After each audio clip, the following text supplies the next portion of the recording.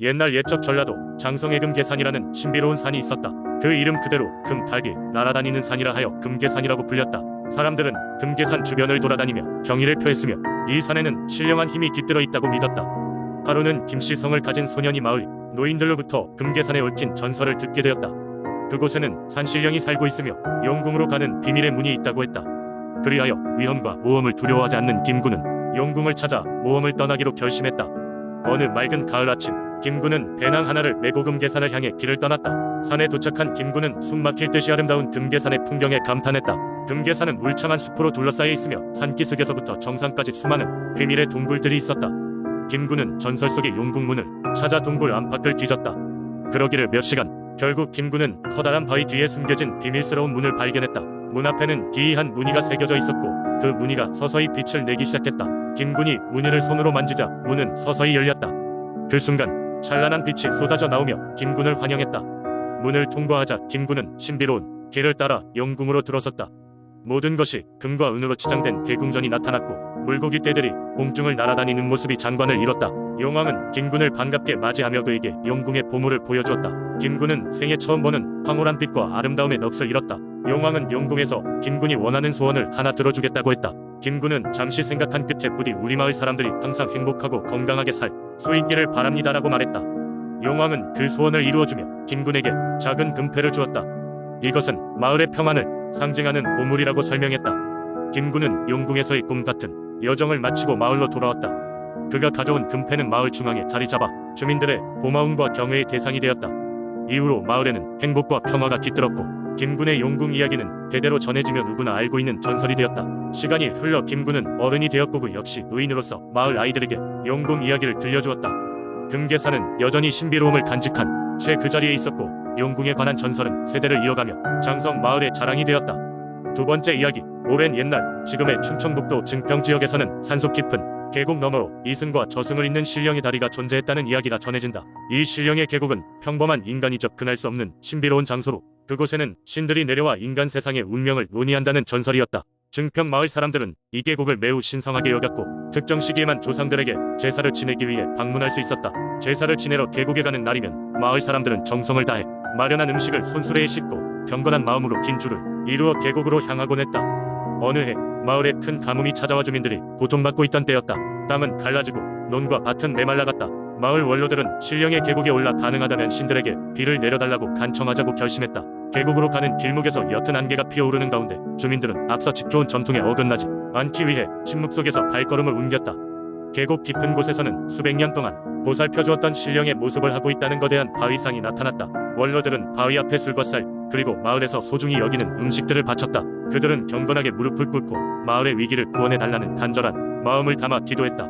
어느새 어둠이 내려앉는 계곡에서는 불이 붙여진 제사 촛불만이 흔들리고 있었다.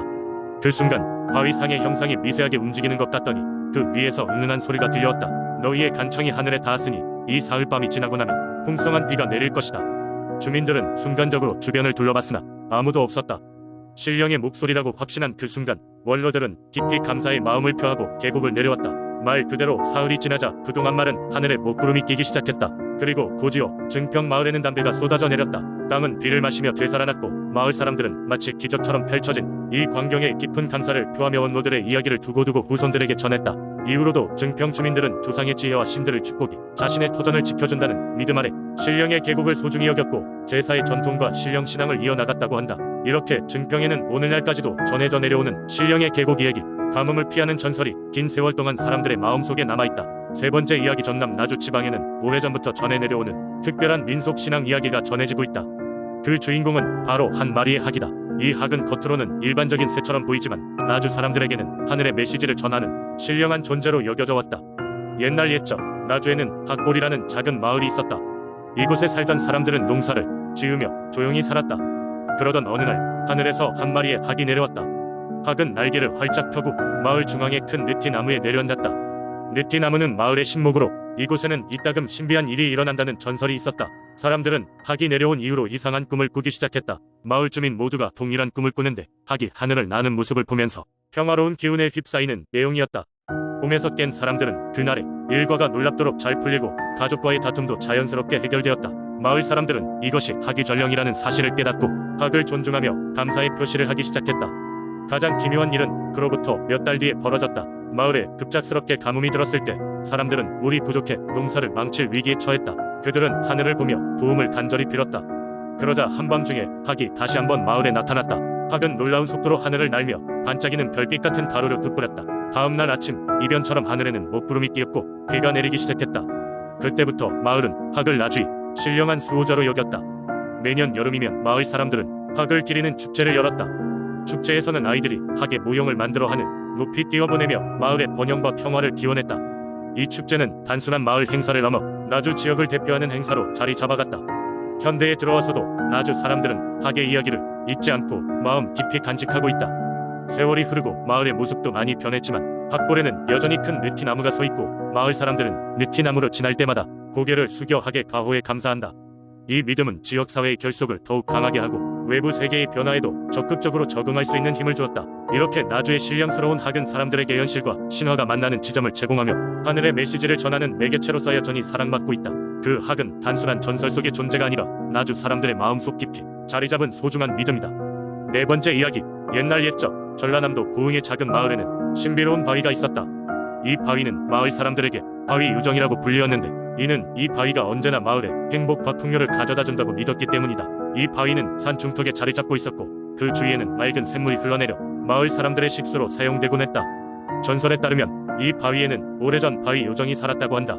요정은 겨울이 지나고 봄이 찾아오면 일어나 주위를 둘러보고 마을 사람들 이무 사이 겨울을 지났는지 확인하곤 했다. 그리고 봄의 기운을 마을에 퍼뜨려 풍요로운 농작물 수확을 보장했다고 한다.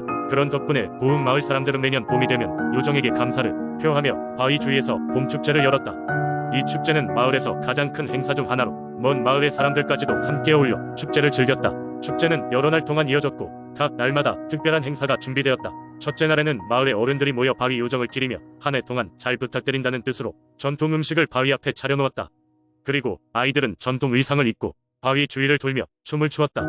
이는 요정에게 즐거움을 선사하기 위한 것이었다. 둘째 날에는 남녀노소 모두가 참여할 수 있는 다채로운 민속 놀이가 펼쳐졌다. 씨름 대회, 줄다리기, 그리고 연날리기 같은 놀이들이 그 예시였다. 또한 밤에는 마을 사람들이 모여서 전통 이야기를 나누는 시간이 있었다. 이때 아이들은 어른들로부터 마을의 역사와 전설을 들으며 꿈과 상상의 나래를 펼쳤다. 축제의 하이라이트는 셋째 날에 있었다. 이 날은 마을 사람들이 가장 기다리던 날로 샘물 축복식이 열렸다. 마을의 장로가 나와 샘물에 감사의 기도를 드린 후 그 물을 마을 사람들에게 나누어 주었다. 사람들은 그 물을 마시면 한 해 동안 건강하고 행복할 것이라고 믿었다. 또한 이 물을 농작물에 뿌리면 더욱 잘 자라게 될 것이라는 믿음이 있었다. 이런 전통적인 장면들은 지금까지도 고흥 마을에서 이어지고 있으며 매년 봄이 되면 사람들은 그곳을 찾아와 찬란한 봄을 맞이한다. 바위 요정의 전설은 단순한 이야기가 아니라 마을 사람들에게 공동체 의식과 연대감을 주는 중요한 역할을 하고 있다. 그래서 이 전설은 그들의 삶 속에서 살아 숨쉬고 있는 것이다. 다섯 번째 이야기. 옛날 옛적 충청남도의 아름다운 해안가 마을 보령에는 매년 심한 폭풍으로 인해 많은 어부가 생계를 위협받고 있었다. 바람은 마치 환한 야수처럼 바다 위를 휘저으며 배를 전복시키고 어부들을 두렵게 만들었다. 마을 사람들은 이 폭풍우가 바람신령의 노여움 때문이라고 믿었다. 옛 문헌에 따르면 바람신령은 한때 이 마을을 보호하는 존재였다. 그러나 사람들이 점차 신령에 대한 경외심을 잃고 자연을 착취하기 시작하면서 신령은 화가 잔뜩 나서 바람을 일으켜 인간들에게 경고를 보내고 있었다. 마을의 원로들은 신령을 달래지 않으면 더 큰 재앙이 닥칠 것이라며 안타까워했다. 그중 가장 용감한 어부 김성준이 있었다. 그는 항상 바다와 자연을 사랑하고 존중하며 유년 시절부터 족장에게서 전해 듣던 바람 신령에 대한 전설을 믿어왔다. 어느 날 그는 마을을 구할 결심을 하게 된다. 성준은 희생과 정성을 다해 준비한 재물을 가지고 바람이 가장 거세게 몰아치는 날밤 홀로 바다로 나아갔다. 파도는 그의 작은 배를 집어삼킬 듯 위협했지만 성준은 두려움을 잊고 신령에게 진심을 전하기 시작했다. 바람 신령님, 저에게 자비를 베풀어 주시고 이 마을을 위해 그 노여움을 거두어 주소서. 우리는 당신의 존재를 소중히 하고 있으며 더 이상 자연을 무시하지 않겠습니다. 그의 목소리는 바람 속으로 사라지는 듯했지만 그의 진심만은 바람을 뚫고 전해진 듯했다. 그러자 놀랍게도 바람이 서서히 가라앉기 시작했다. 그리고 성준의 앞바다에 신비로운 빛이 내려앉더니 아름다운 형상의 신령이 모습을 드러냈다. 신령은 성준의 진정성과 용기에 감동했다며 마을에 평안을 되찾아주겠다고 약속했다. 그러나 그 대가로 한 가지 조건이 있었다. 마을 사람들이 다시는 자연을 경시하거나 신령 이 존재를 잊지 않아야 한다는 것이었다. 성준은 마을로 돌아와 그날 밤의 일을 이야기하며 모두에게 신령의 메시지를 전했다. 그 이후로 보령의 사람들은 자연을 더욱 사랑하고 조화롭게 살아가려는 노력을 기울였다. 그리고 이상하게도 그때부터는 더 이상 큰 폭풍우가 찾아오지 않았다. 보령의 바람 신령과의 만남은 그렇게 마을 사람들에게 자연의 중요성을 깨닫게 해준 사건이었고, 오늘날까지도 이 이야기와 함께 그 신령을 위한 작은 축제가 열리며 전해져 내려오고 있다. 자연에 대한 경외심을 유지하는 한 바람 신령은 언제나 그들을 보호할 것이라는 믿음이 지금도 굳건히 남아있다.